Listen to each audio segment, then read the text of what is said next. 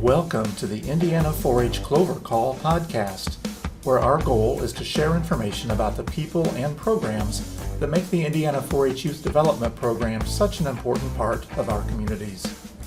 We welcome youth and adult 4-H volunteers, 4-H youth and their families, extension professionals, and any others who are interested in providing positive opportunities for youth. We thank you for joining us for this episode, which begins now. All right, so my name is Rebecca Wilkins. I'm the 4-H educator in Harrison County with Indiana 4-H. And today our very first guest for our very first Clover Call is Dr. Casey Mull. Dr. Mull, share with us some of your background in 4-H experiences. What brought you to Indiana 4-H? Well, thanks so much, Rebecca, for having me. I'm honored to be the first guest, and hopefully the two of us are able to set the bar highly for all of the future guests. So my background and some of my 4-H experience, for me, it all started in the 5th grade when my 4-H agent in Athens, Georgia, entered my 5th grade classroom. And that first 4-H meeting, I was able to learn the 4-H pledge. And it was not but 1 or 2 meetings later that I gave my first 4-H demonstration. And that led me to participating in 4-H Project Achievement, which would be similar to what we have in our project exhibitions at our county and state fairs here in Indiana. And that summer, I went to 4-H summer camp. And by that point, I was hooked and remained in 4-H through middle school as well as in high school. And am proud to say that since I was age 18, I've been a paid employee of 4-H in some form or fashion, and am so excited to continue along this path of 4-H youth development in Purdue Extension and in Indiana 4-H. So I remember in some of our meet and greets that you did with the educators early on, you mentioned you have a background with military 4-H. Can you tell us a little about that?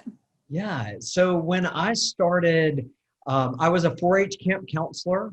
Immediately after high school graduation, I worked at Rock Eagle 4-H Center, and where we had about 1,000 5th and 6th graders every week. My first job at Rock Eagle, I was an open air feast counselor. So I taught kids how to cook on a grill. Nice. We cooked French fries in a poke, pizzas, and even brownies.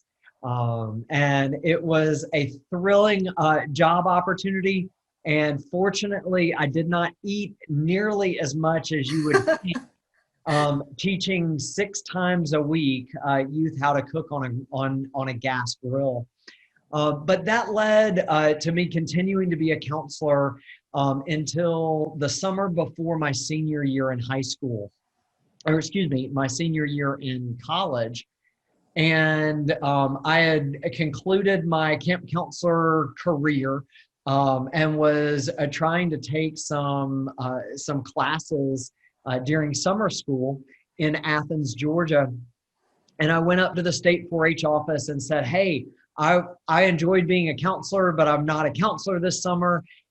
Can I do anything up here for work during the summer? I'm taking 1 class during summer school.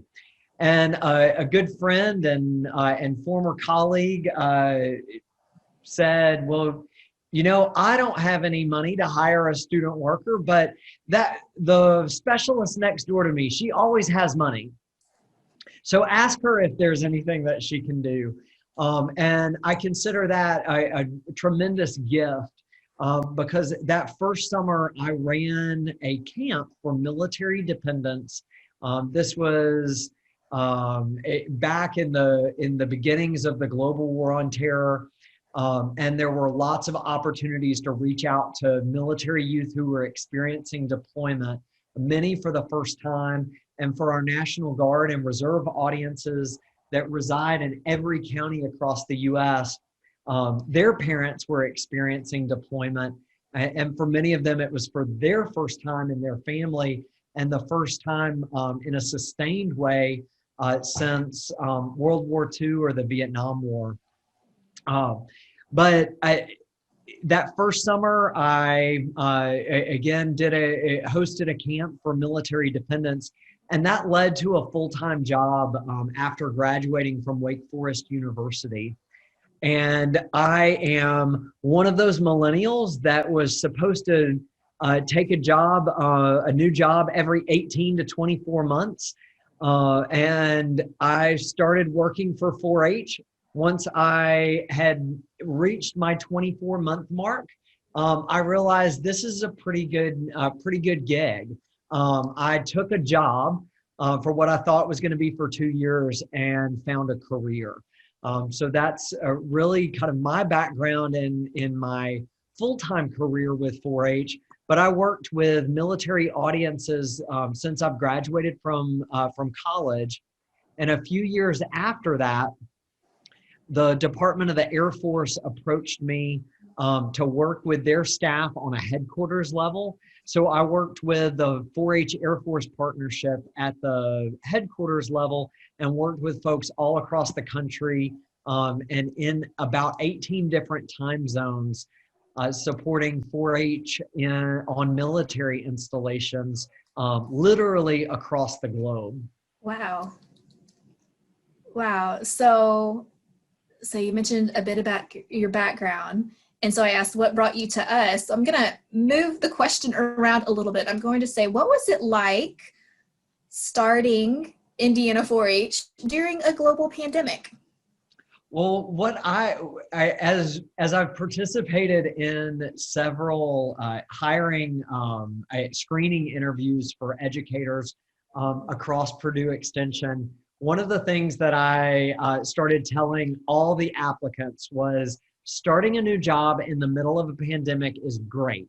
They should not worry about taking a new job, because one of the things that was, in addition to just the welcoming environment by all the educators, volunteers, and other staff members, one of the beauties of starting a new job and following somebody like Renee McKee, who was in the position for so long and served with such grace and style and so well.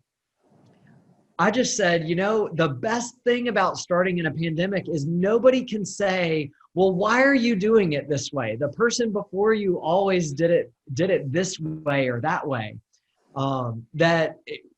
As I gave Renee McKee a hard time, that the chapter in the manual on how to be the state program leader in a pandemic was left blank. And Right. we're all making this up as we go. And I think we're doing incredibly well. We're continuing to learn things things that we can do differently and do better in the future. And I think one of the key things that I'm taking away from this pandemic is a lot of people are talking about the return to normalcy. And I don't know that we're going to ever go back to the normal that we experienced in January or February of 2020. It's my hope in 4-H and across Extension that we take everything that we've learned from the middle of March to today, and we're making January and February of 2021 even better, and taking all the things that we've learned over the last 6 months that I hear from volunteers as well as from staff members that have said, it's kind of nice not having to travel late at night to a 4-H volunteer leader meeting or to a 4-H council meeting. We want to go back to face-to-face, but it wouldn't be a bad thing to every once in a while just do a virtual meeting in Zoom to catch up. And so I think that's one of the examples of some of the things that we can take away in learning from this global pandemic. So what does 4-H mean to you? Well, what a great question. I think 4-H means 4-H means a lot to me because it has been instrumental in both direct and indirect ways um, in my entire life since I was 10 years old. I am not necessarily a 4-H'er who participated in every single event. I didn't participate in every judging or CDE opportunity, but 4-H for me was a catalyst or the glue that tied a lot of different activities together that I participated in. When I was in middle school and high school, I was involved in a program called Perfectly Polished, which was probably if you think of your stereotypical cotillion that you would have in the South, that would be very similar to what Perfectly Polished was, but that formed the core of my 4-H projects in high school. So 4-H was there, but it wasn't the key component. I was also involved in Perfectly Polished. I was involved in a variety of school activities, including being on our mock trial team. And when I think back to our mock trial team, I didn't realize it at the time that part of the reason that we were able to win the national championship in high school mock trial was because I was preparing to be able to stand up and give a demonstration to think and speak on my feet from the time that Marilyn Poole entered my 5th grade classroom to teach me about 4-H.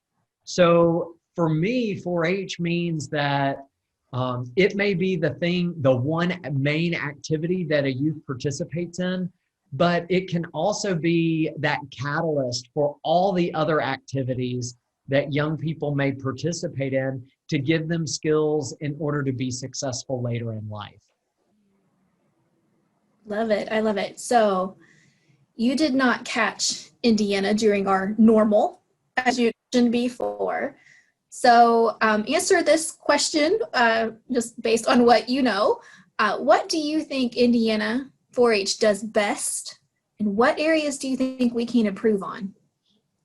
Oh, what a challenging question, but I didn't also write that one. You can blame Steve McKinley for that one, and that one's on the record. okay, we will definitely blame Steve for that question. I think I have been able to see through my work with military audiences and again working with land grant universities across the entire nation, I've been able to see what a lot of states do well. And I think that's one of the things that it's really hard to answer what Indiana 4-H does best, because one part of my philosophy is several people have said, well, you know, we tend to have a traditional 4-H program in Indiana. And I've had to push back and say, well, what does that even mean? Because what's traditional in Indiana is not necessarily traditional in Ohio or Michigan or Minnesota. And it's certainly not traditional to New York, Georgia, California. I mean, they have uniforms they have to wear in California. Right. So what is traditional in Indiana and what is traditional in each state and each county may even differ. So I think from that, what I have learned is what I think Indiana does incredibly well is leveraging the resources of each of our unique counties. That Marion County 4-H is going to be different from Harrison County 4-H, and it's going to be different from Posey and Lake County. That we have 92 different county 4-H programs and many different clubs within each of those counties. So I think that that's one thing that is incredibly well done in Indiana 4-H.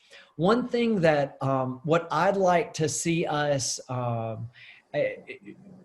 feature over the next few years is how do we build a brand of Indiana 4-H? So how do we provide some consistency? So we know that a lot of young people are more transient now than they were a generation ago. Families may be moving from one community to another. So how do we provide some consistency for a family that may move from Harrison County to Tippecanoe County at some point? They may be looking for a similar 4-H offerings, and while we can certainly have those unique qualities around every county, what I hope that we can improve upon or offer is make sure that we have some consistency where every county may have participants in 4-H Academy or 4-H Roundup and some of these other statewide opportunities. And how do we grow those opportunities to ensure that all of our Indiana 4-H youth see and experience those opportunities? Those are really great programs. I'm sorry you had to miss those here, but when things come to more of an equilibrium, we'll be glad to see you around those events.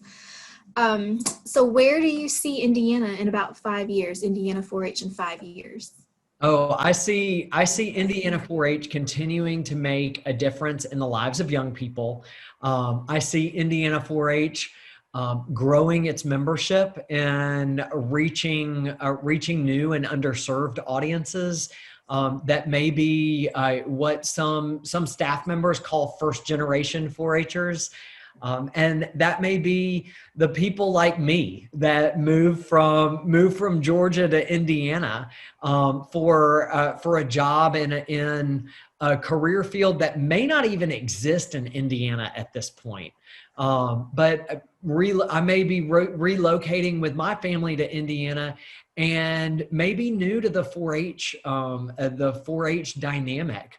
And want to make sure that we have that open and inclusive environment for all Indiana families, regardless of where they live. I also see Indiana 4-H making a difference in preparing young people for the workforce. And that may be the workforce of today, but maybe even more importantly, the workforce of tomorrow. That Indiana in the Midwest is growing tremendously. And one of the things that we've seen even in the last couple of weeks is lots of interest in technology.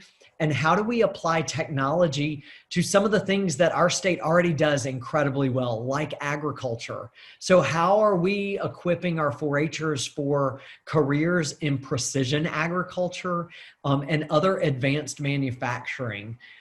So I see that as one of the things that Indiana 4-H can and should be a leader in, not only in the Midwest region, but also nationally.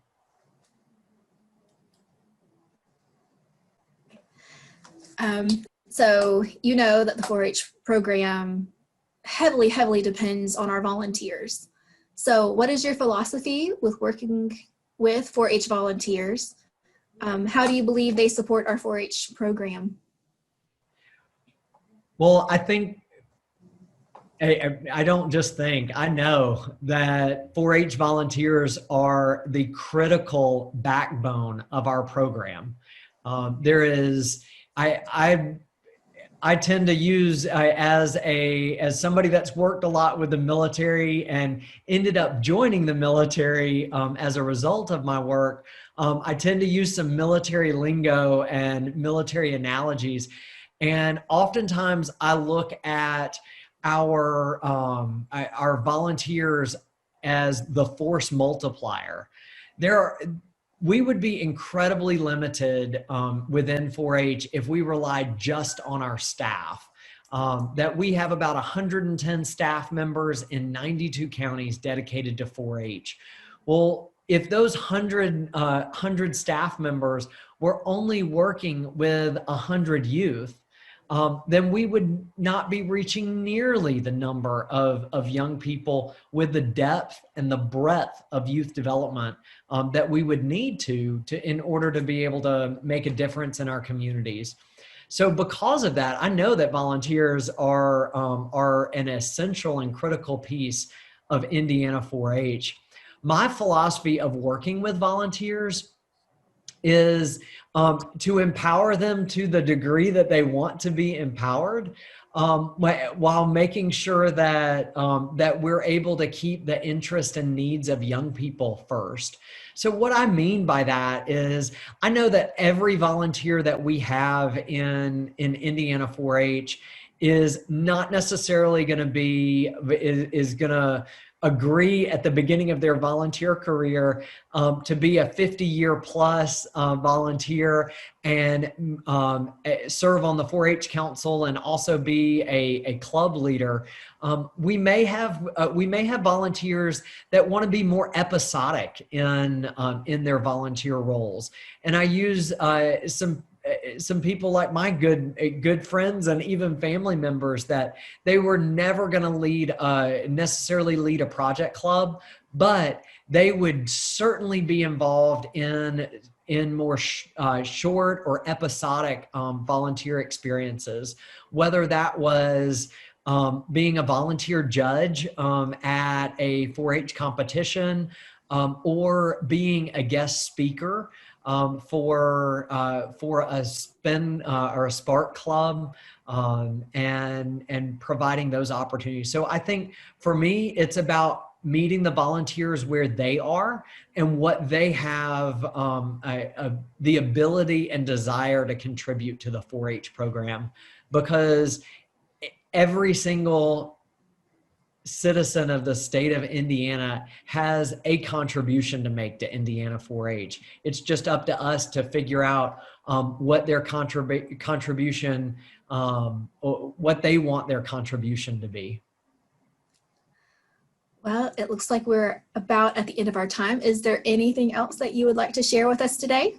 Well, I think it is a wonderful opportunity to start this podcast. I want to thank the entire team that has set these up. I know while you have been able to hear Rebecca on this call today, I know that you'll hear from several of the other team members. And what I would encourage anybody to do is, if they have ideas or suggestions for where they want to see Indiana 4-H to go in the future, that they feel free to reach out to me. Once we are able to do a little bit more face-to-face, and once we're able to travel with a little bit more normalcy, I'd like to get around the state much more in a face-to-face manner, and have some conversations with volunteers, with staff members, with other stakeholders in our communities, to make sure that Purdue Extension and Indiana 4-H is meeting the needs of all of our local communities. But for anybody, until that time happens, anybody can feel free to reach out to me at state4hleader@purdue.edu. And that's state 4-H leader with no hyphen and the number 4. Awesome. Thanks for handing out that information. And to our audience, our next several podcasts will be introducing you to our state 4-H specialists. So those who have a specific subject matter area where they help us educators on the county level on a day-to-day basis. So thank you, Dr. Mull, for being with us today. And we look forward to seeing everyone or hearing everyone again at our next Clover call. Thank you for joining us for today's podcast. Interested in learning more about Indiana 4-H? We invite you to visit our website, extension.purdue.edu/4H, or contact your local Purdue Extension office and ask for the 4-H Youth Development Extension Educator. Be sure to subscribe to this podcast so you won't miss an episode. Have a topic you'd like us to cover? Please let us know. We look forward to joining you again on the next Indiana 4-H Clover Call.